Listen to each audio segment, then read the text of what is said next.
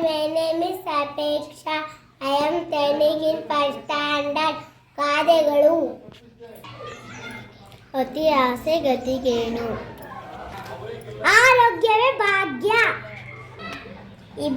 ಇಬ್ಬರ ಜಗಳ ಮೂರವನಿಗೆ ಲಾಭ. ಈಸಬೇಕು ಇದ್ದು ಜಯಿಸಬೇಕು.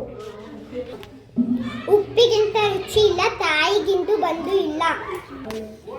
ಊರಿಗೆ ಅರಸನಾದನೋ ಮನೆಗೆ ಮಗ.